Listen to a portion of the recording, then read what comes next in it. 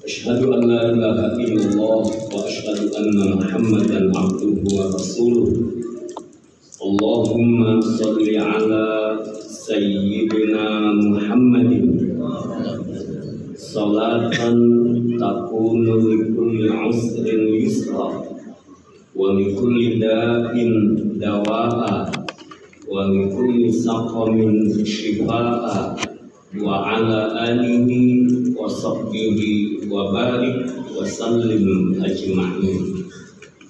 رضيت بالله ربا وبالإسلام دينا وبمحمد صلى الله عليه وسلم نبيا ورسولا. Para asatidzah yang mulia, para penasehat dan pengurus Masjid Al-Baitul Ma'mur, ayah bunda ikhwatul iman yang dimuliakan oleh Allah Subhanahu wa taala. Pertama, kami ucapkan mohon maaf lahir dan batin. Taqabbalallahu minna wa minkum shalihal a'mal. Kullu 'am wa antum bi khair. Minal a'idin wal ghaibin wal maghfubin. Pasti ada khilaf, ada salah, ada hal yang tidak berkenan. Kami mohon dimaafkan dan saling mendoakan di antara kita. Semoga amal-amal ibadah kita diterima oleh Allah Subhanahu wa taala. Baik sebelum Ramadan, pada saat Ramadan dan setelah Ramadan. Dan yang kita mohon semoga Allah istiqomahkan kita sampai semua kita kembali kepada Allah Subhanahu wa taala dengan membawa iman, dengan membawa Islam. Saya punya guru namanya Kiai Haji Namrijiti. Beliau kalau datang ke Depok dulu ikut zikir, setiap kita ketemu dengan beliau, salaman, cium tangan beliau, beliau peluk kita. Apa yang beliau bisikkan di telinga, selalu di telinga kita yang beliau bisikkan adalah doakan saya hidup beriman, mati beriman. Doakan saya hidup beriman, mati beriman. Kalau kita kan bisikin tolong doain sudah dapat jodoh, doain dapat keturunan, doain usaha lancar barokah, kan gitu. Beliau seingat saya selama pertemuan dengan beliau selalu kalau ketemu salaman pelukan, beliau bisikkan di telinga, doakan saya hidup beriman, mati. Mudah-mudahan itu kita semuanya.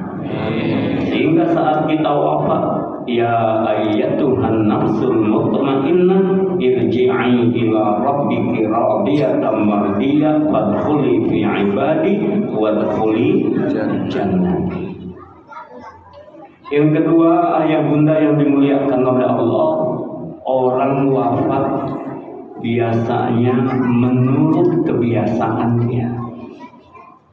Ada seorang penyair hebat, memang suka naik panggung. Kemudian apa? Meninggal ya di pentas syair. Ada pemain bola, memang hobinya main bola, meninggal saat di lapangan main bola. Ada pembalap, dia suka, dia hobi balapan, meninggal di medan balapan. Insya Allah ahli zikir meninggalnya saat itu jamaah Al-Baitul Ma'mur semua. Amin ya rabbal alamin. Kemarin kami baru kehilangan kembali salah seorang guru kami ketika di Madrasah Tsanawiyah di pondok saya dulu di pesantren Al-Hamidiyah di Depok. Saya belajar hadis-hadis dari Imam Al-Bukhari dalam kitab Jawahir, dalam kitab Jawahirul Bukhari, belajar tauhid dari kitab Husunul Hamidiyah, itu dari guru kami namanya Al-Maghfurlah Kiai Haji Ahmad Mahmud Anwar. Beliau orangnya kalem, banyak senyum, ramah, super, suka bergaul, dan sampai akhir hayat beliau, saya rasanya tidak pernah mendengar suara tinggi, marah-marah dengan emosi. Saya mau tanya sekarang ibu-ibu yang di belakang, pernah nggak dimarahin suami? Enggak. Masya Allah, suaminya baik-baik. Sekarang gantian bapak-bapak, pernah diomelin gini?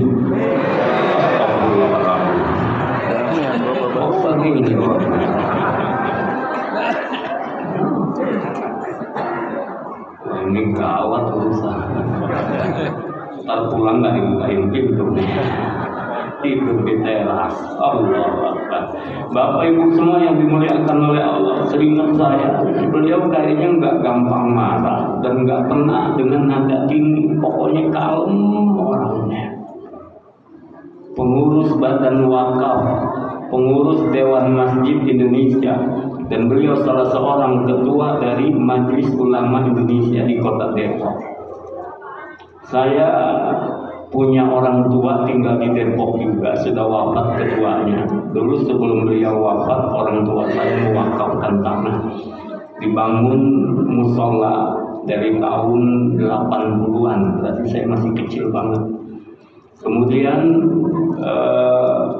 direnovasi kemarin, Ramadan sudah dipakai. Ba'da Ramadan ini ngumpul tasyakuran karena 6 bulan pembangunan selesai, ini sudah dipakai.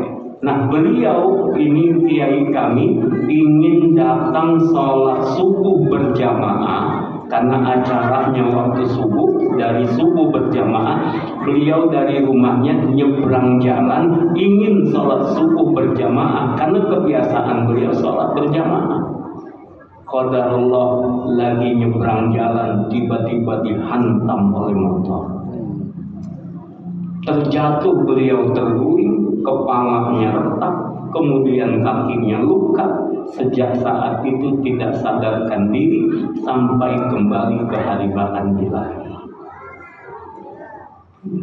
Allahumma ghfirlahu warhamhu wa'afihi. Allahumma rzuqhu al-jannah bighairi hisab. Allahumma rzuqhu al-firdaus al-a'la al-fatihah.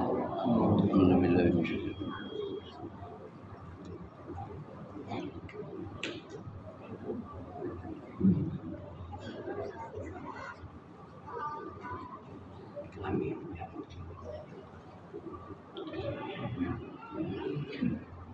Jadi al-mar'u mata ala ma'ahab, sesuai dengan apa yang dia sukai, sesuai dengan kebiasaannya.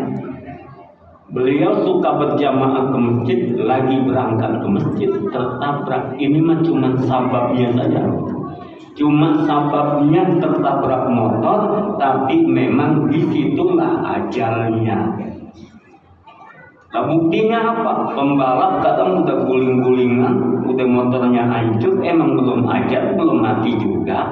Ya, ada orang terjatuh dari tempat yang tinggi, kalau belum ajal, belum juga.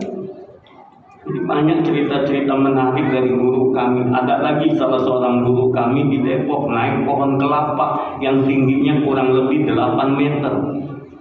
Waktu dia naik, rupanya terlepas pegangannya, terjatuh dan kepalanya duluan.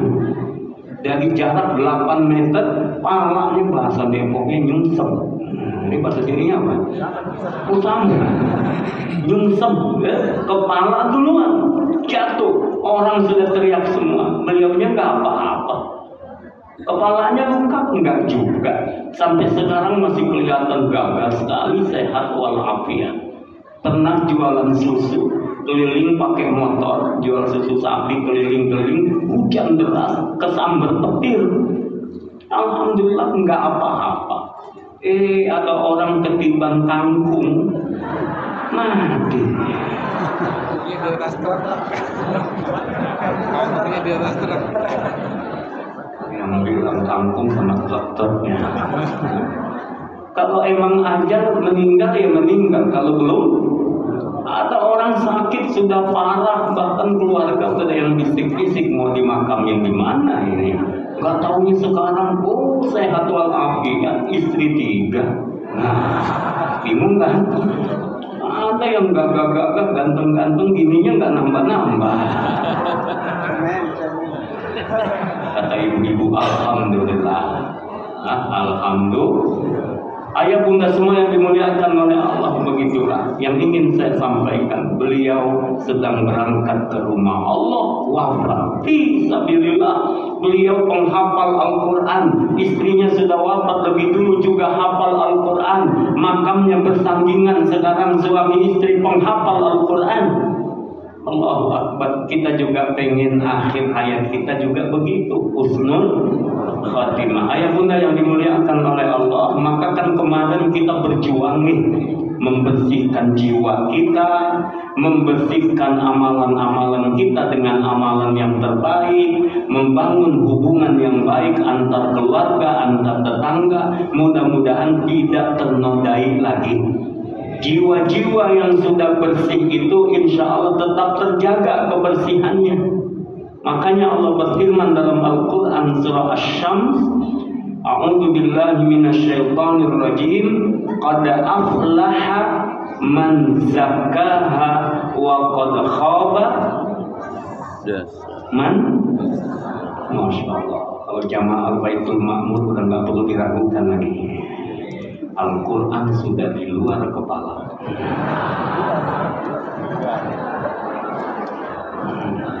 Qad aflaha man zakkaha.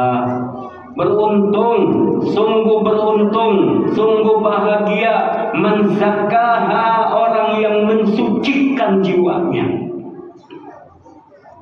Sholat malam, sholat tarawih, puasa Ramadan, dia kemudian berzakat, dia saling meminta, memberi maaf, dan amalan-amalannya. Qad aflaha man zakkaha wa qad khaba man dasaha, dan sungguh merugi orang yang mengotorinya. Kalau urusan bersih-bersih, insya Allah sudah pada tahu dah. Sekarang gimana ciri-cirinya orang yang masih jiwanya kotor? Mudah-mudahan kita tidak termasuk di dalamnya. Di antaranya kata Imam Al-Ghazali, yang pertama, orang yang ada jiwa kotor itu dia tidak bisa merasakan ilmu, hikmah dan makrifat dari Allah. Ngaji sih ngaji, kalau masuk kuping kanan keluar kuping kiri masih lumayan, ada masuknya juga. Ini mah kagak masuk, mental. Kalau urusan ngaji alasannya seabrek-abrek. Anuklah. Atau kalau dia ngaji, dia belajar, atau dia dengar, dia simak, tapi dia tidak bisa mengaplikasikannya. Jadi ilmunya sulit diinstal di hatinya, ilmunya sulit diinstal dalam pikirannya. Bapak ibu semua yang dimuliakan oleh Allah, dia tidak bisa menikmati ilmunya, dia tidak bisa menikmati hikmah dari Allah, dan dia tidak bisa menikmati makrifatnya. Tanda itu hatinya, jiwanya masih ada noda, masih ada kotor. Apalagi kalau urusan ilmu memandangnya yang ributnya melulu nih kayak sekarang. Ilmu mah nggak banyak, ribut paling dulu. Orang kalau belajar silat baru sejurus 2 jurus gagah banget kan. Musik bid'ah, ini bid'ah, ini haram, ini semuanya dibid'ahin. Tahlilan, masya Allah. Di sini bid'ah banget. Alhamdulillah. Zikir berjamaah, kalau dibilang bid'ah sejak nggak bikin zikir berjamaah. Ikhwan yang dimuliakan oleh Allah Subhanahu wa taala, ilmu jadi bawaannya, jadi polisi dia. Dapat ilmu orang lain salah, dapat ilmu orang lain kurang, dapat ilmu orang lain nggak sampai sangatnya ke Rasulullah, kok nilai-nilai orang lain terus. Orang semakin punya ilmu seperti padi, semakin berisi, dia akan makin merunduk, memandang orang lain tidak lebih buruk darinya. Dengan ilmunya membuat dia lebih sibuk untuk apa? Membersihkan jiwanya. Lihat orang-orang yang benar-benar berilmu, hidupnya tenang, hidupnya bahagia, hidupnya diberikan kemudahan oleh Allah. Tidak sedikit yang dikasih kelebihan harta. Kalaupun tidak harta banyak, yang penting tenang. Duit sih nggak usah banyak, pas-pasan nggak apa-apa. Pas pulang kampung ada, pas mau ganti handphone ada, pas pengen umroh ada, pas pengen renovasi rumah ada, pas pengen nikah bagi yang belum ya, ada. Kenapa? Pas-pasan, artinya cukup, dicukupkan oleh Allah. Maka berdoalah semoga Allah cukupkan kita. Ayo kita baca Bismillahirrahmanirrahim. Bismillahirrahmanirrahim. Allahumma kfini bihalalika an haramika wa aghnini bifadlika amman siwaka. Allahumma kfini bihalalika an haramika wa aghnini bifadlika amman siwaka. Kalau kita udah bisa ikhlas membaca kalimat ini, insya Allah tanda kita ini sudah mulai bersih. Allahumma kfini bihalalika, ya Allah cukupkan aku dengan yang halal darimu, jauhkan aku dari yang haram, sehingga aku nggak perlu lagi yang haram-haram. Orang sekarang kan ada yang berani bilang jangankan yang halal, yang haram saja. Buat jamaah Al-Baitul Ma'mur insya Allah nggak ada istilah itu. Insya Allah selalu ada rezeki dari Allah. Tadi saya di mobil sudah batuk-batuk, makanya suara mohon maaf bila kurang enak. Masuk angin, batuk-batuk sampai dipijit di mobil. Kemudian saya tertidur sebentar menjelang maghrib di perjalanan. Maghrib sholat di masjid tadi mampir. Alhamdulillah selepas sholat maghrib naik mobil batuknya hilang. Gara-gara apa? Melihat di handphone ada transferan.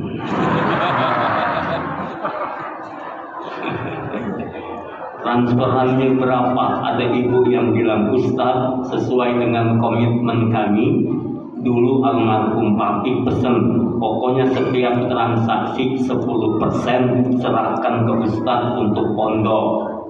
Alhamdulillah ini baru ada DP katanya 100 juta. Kalau tidak salah mungkin itu tanahnya laku 20 miliar kalau tidak salah. Jadi ini baru ada DP-nya 100 juta. Saya ingin tunaikan amanah papi, mana nomor rekening? Langsung tadi saya kirim nomor pesantren 10 juta, 10% dari 100. Siapa tahu ntar pulang ada yang transfer lagi. Masya Allah. Udah cukup yang halal dari Allah. Kita nggak sibuk sama yang haram. Yang haram banyak orang gampang ngumpulin kekayaan dari yang haram, tapi buat orang yang jiwanya bersih, insya Allah dia nggak peduli dengan itu. Cukup baginya yang halal. Tadi pas-pasan aja nggak apa-apa. Yang kedua, wa'adnini bifadlika amman siwaka, ya Allah cukupkan aku mendapat karuniamu sehingga aku tidak berharap lagi kepada selainmu. Allahu Akbar. Nikmat kalau bersandar sama Allah, jangan bersandar sama yang lain. Makanya nggak boleh bersandar sama tiang, bersandar sama tembok. Enak di belakang, dekat AC, senderan, selonjoran. aman udah apalagi tadi mau kesini makan dulu jadi. Alhamdulillah. Baik ayah bunda yang dimuliakan oleh Allah, orang yang jiwanya masih ada kotor biasanya dia nggak bisa mendapatkan mengaplikasikan ilmu hikmah dan ma'rifat. Yang kedua, orang yang jiwanya kotor ditandai dengan ibadahnya berat. Dengar azan, stres, ya ada lagi. Mau baca Quran baru dapat 2 lembar, ngedet lagi, ya masih 8 lembar lagi. Mau sedekah hitung-hitung terus, buka cari yang paling lecek. Sama warna mempengaruhi juga ya. Allahu Akbar, berat. Orang yang kalau ibadahnya berat, tanda jiwanya masih dinodai, masih ada kotoran. Waliyadzubillah. Tapi lihat wajah-wajah ini semangat semua, masya Allah. Sehingga saya pun jadi semangat semua masuk ke Al-Baitul Ma'mur ini. Insya Allah yang saya pandang adalah wajah-wajah ahli surga semuanya, wajah-wajah orang yang akan disambut dan dicintai oleh Rasulullah Sallallahu Alaihi Wasallam.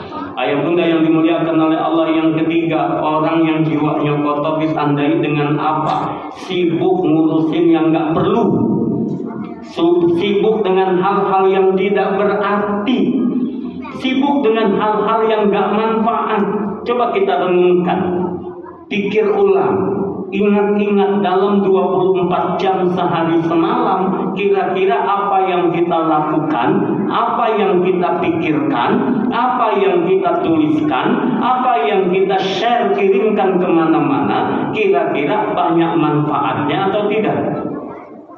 Kira-kira ini mengundang ridho Allah, rahmat Allah, atau justru mengundang murka dari Allah? Ini hati-hati. Kemarin saya baca anak di Aceh 15 tahun kenalan lewat media sosial dengan seorang laki-laki usia 33 tahun. Asyik bermedsos, kemudian janjian, ketemuan. Apa yang terjadi? Kasihan anak ini kemudian diperkosa. Wah, ya alhamdulillah. Di Cianjur, nikah baru sebentar, lapor ke polisi. Gara-gara apa? Tertipu. Ternyata wanita yang dinikahinya sesungguhnya adalah laki-laki. Gimana ceritanya? Kenalan di mana? Kan nggak mungkin kalau kenalnya di masjid kayak begitu. Allahu Akbar. Baik, ayah bunda yang dimuliakan oleh Allah, dia sibukkan orang-orang yang membersihkan jiwanya, dia sibukkan dengan hal-hal yang manfaat. Walladzina hum 'anil lagwi mu'ridun. Tarkuhu mala, yakni dia tinggalkan yang enggak manfaat, yang enggak perlu waktu, berharga sekali. Harta jangan disia-siakan. Kemudian apa? Kehidupan kita harus penuh manfaat. Ya, khairun nas anfa'uhum linnas. Yang paling baik, yang paling banyak manfaatnya. Berikutnya, ayah bunda yang dimuliakan oleh Allah, orang yang jiwanya kotor biasanya ditandai dengan apa? Dia ada kecintaan kepada sesuatu selain Allah melebihi cintanya kepada Allah. Cinta dunia, cinta kedudukan, jabatan. Coba lihat Al-Quran surah At-Taubah. Surah At-Taubah ayat 24.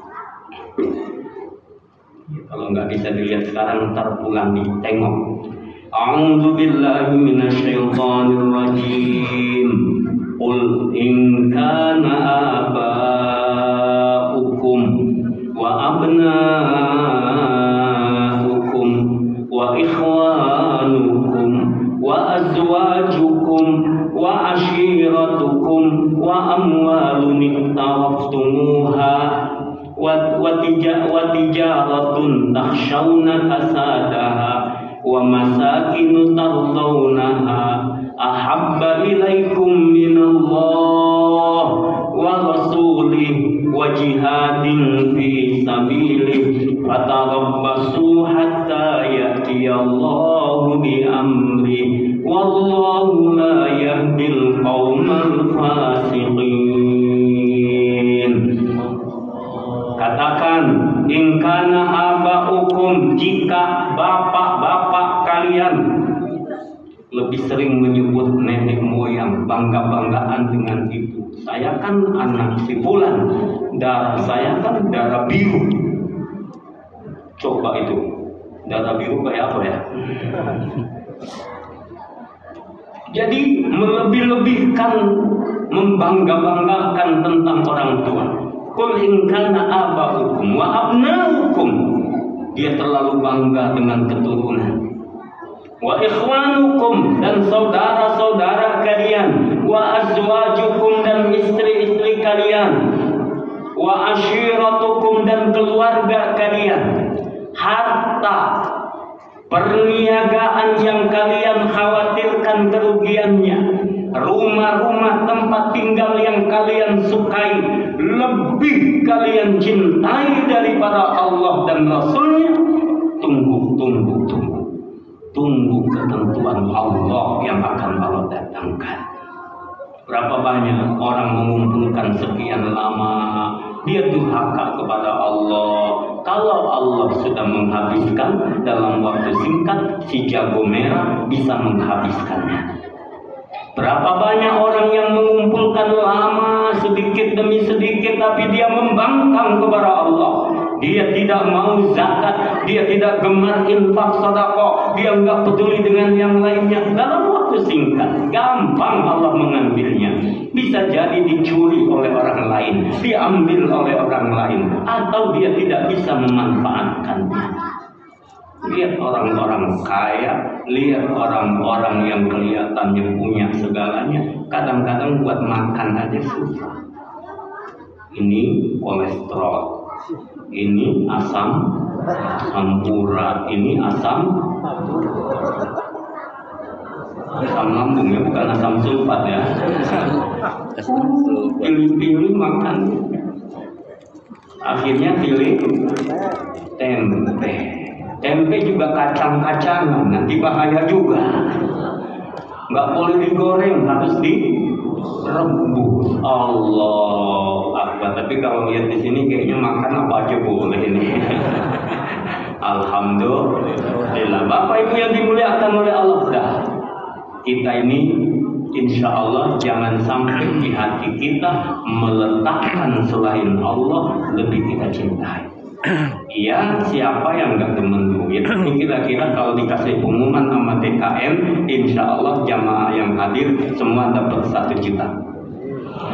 Seneng nggak? Baru dengar hoax aja udah seneng kan?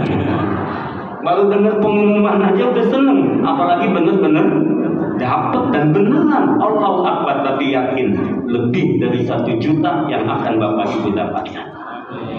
Kalau hitungan 1 juta terlalu kecil buat ibadah kita kepada Allah, kita datang, kita dapat ampunan, dapat rahmat, dapat berkah, bersilaturahim antar kita, didoakan oleh saudara kita, jauh lebih mahal daripada hitungan harta itu. Ya, insya Allah Allah berkahi kita semuanya, dan kita bersihkan jiwa kita, jangan sampai ada selain Allah lebih kita cintai.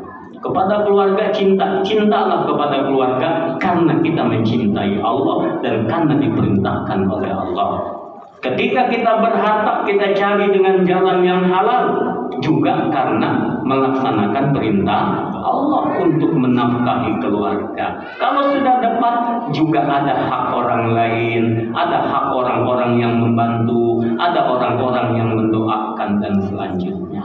Ya, inilah diantara tanda-tanda jiwa yang masih kotor, dan Allah mengingatkan wa qad khaba man dassaha. Maka mudah-mudahan zikir-zikir yang kita lakukan, munajat, salawat, dan doa-doa yang kita lakukan serta majlis ilmu di Masjid Al-Baitul Ma'mur ini, insya Allah semakin membersihkan jiwa kita, semakin membuat kita istiqamah di jalan Allah Subhanahu wa ta'ala. Allahumma ya muqallibal qulub tsabbit qalbi ala dinika.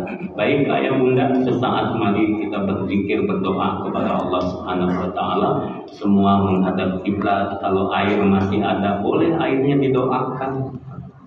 Kalau yang udah habis ya nasib namanya. Ya, kalau masih ada air, doakan airnya nanti apa saja hajatnya. Bawa buat keluarga, buat orang di rumah. Ya. Insya Allah nggak main-main loh ini. Ya. Pernah kan saya cerita namanya Joni Zikir. Dulunya awalnya Joni Ako. Mabok nggak berhenti-berhenti pagi, siang, malam. Kita mau minum kopi, dia menenggak Ako. Sholat enggak. Rambut gondrong.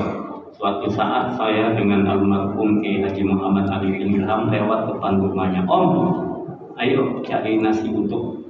Kata dia, titip aja ya. Titip aja.